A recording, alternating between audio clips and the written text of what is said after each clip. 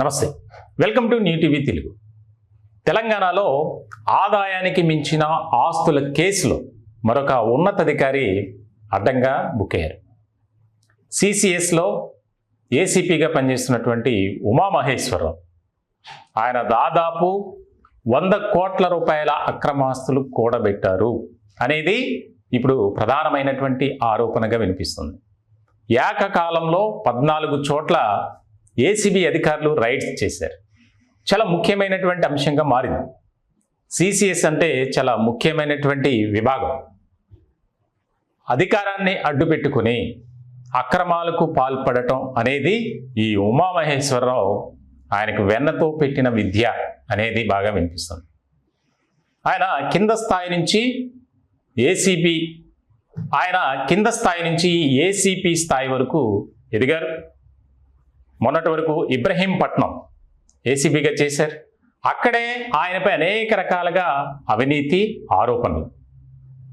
ఇటువంటి సందర్భంలో వందలాది ఆయా ఫిర్యాదు. ఇలాంటి సందర్భంలో ఆయనపై ఎన్నో ఫిర్యాదు ముఖ్యమైనటువంటి అంశంగా మారింది. కొంతమంది అధికారుల అండదండలతో అతనిపై ఏసీబీ అధికారులు చర్యలు తీసుకోవట్లేదనే విమర్శలు కూడా వినిపించాయి. ఇలాంటి సందర్భంలో ఆకస్మికంగా తనిఖీలు దాదాపు 14 చోట్ల ఏదైతే ఏసీపీ ఉమామహేశ్వరరావు ఉన్నారో ఆయన కుటుంబ సభ్యులు అలాగే సిసిఎస్లో కూడా సోదాలు జరిపారు.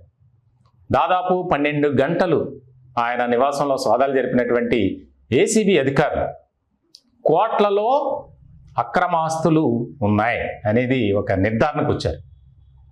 ఇంకా కొన్ని లెక్క కట్టాలి, దానికి సంబంధించి లాకర్లు కూడా ఓపెన్ చేయాలి, అందులో ఏమున్నాయి అనేది కూడా చాలా ముఖ్యమైనటువంటి అంశంగా మారింది.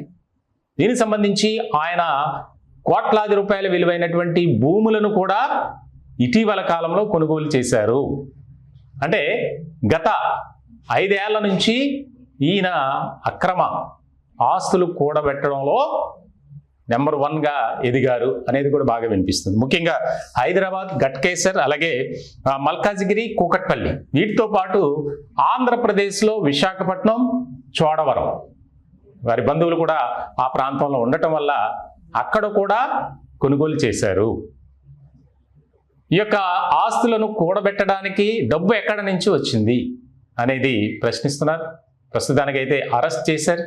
ఆయన నివాసంలో 38 లక్షల రూపాయల నగదు అలాగే కోట్లాది రూపాయలు విలువ చేసేటువంటి బంగారు ఆభరణాలు పట్టుకున్నారు. చాలా ముఖ్యమైనటువంటి అంశంగా, ఎందుకంటే సిసిఎస్లో చాలా ముఖ్యమైనటువంటి కేసుల విచారణ అనేది జరుగుతుంది.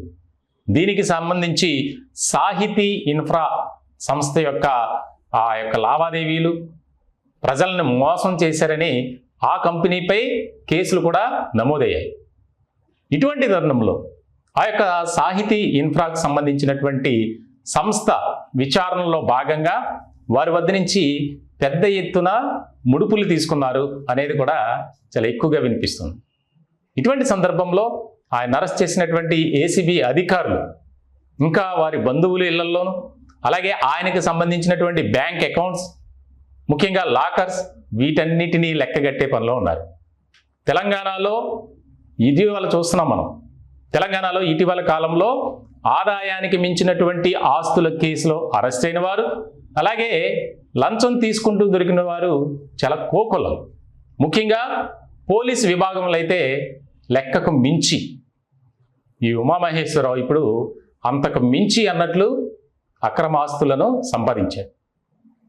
గతంలో చూసాం హెచ్ఎండిఏ మాజీ డైరెక్టర్ శివ బాలకృష్ణ, ఆయన కూడా ఇదే రకమైనటువంటి తరహాలో అధికారాన్ని అడ్డుపెట్టుకుని కోట్లాది రూపాయలు, ముఖ్యంగా గులాబీ నేతల అండదండలతో అక్రమ ఆస్తులు సంపాదించారు అనేది మనకు తెలిసినటువంటి అంశమే. మొత్తానికి ఈయన వ్యవహారంలో ఈయనకి సపోర్ట్ చేసినటువంటి ఆ యొక్క ఇంకా అధికారులు ఎవరు, అలాగే గత ప్రభుత్వంలో ఉన్నటువంటి ముఖ్యమైనటువంటి నేతలు ఎవరు అనే దాని మీద కూడా ఆరా తీస్తుంది ఏసీబీ.